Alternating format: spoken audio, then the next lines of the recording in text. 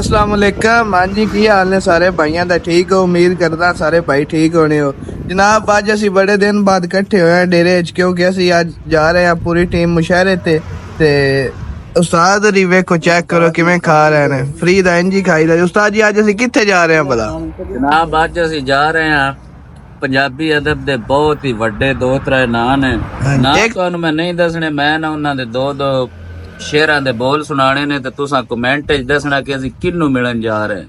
अच्छा, पहला जी दो फिक्रे ने कि छां करके दुध दियां छलियां ते धुप्पा चढ़न ते छेजे लड़दे न। वाह।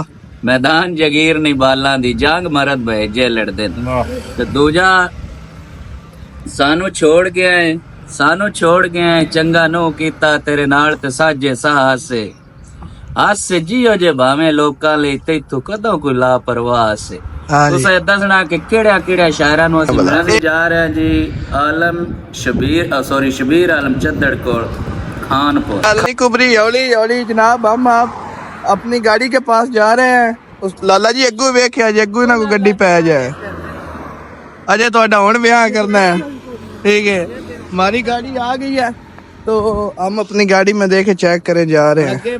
नहीं तुसी अगे बहु ना मोहतरम मोहम्मद, मैं पीछे बहु। नहीं हम लाला जी बिस्मिल्लाह पढ़ो ते केक मारो ते हुण जनाब हम अपने सफर का आगाज कर रहे हैं।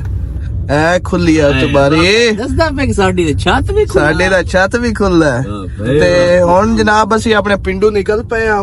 जनाब असी आ गए अपने भाऊ दे पिंड मुजम्बले अपना पिंड वेख ला, सोलगी दा बोर्ड ही है उस्ताद जी। मुजम्बल दा पिंड जी है। आया मुजम्बले तेरियां खेडां। भैया ने इस टाइम असी पहुंच चुके हैं कोलो तारड़ ते जनाब छिदक साहब होरी पहुंच गए ने ते तुहानू सारियां नू मिलाने छिदक साहब नाल।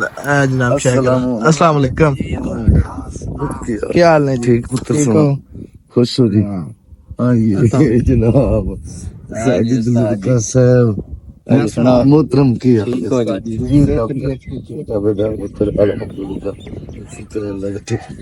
भाई क्या बात है।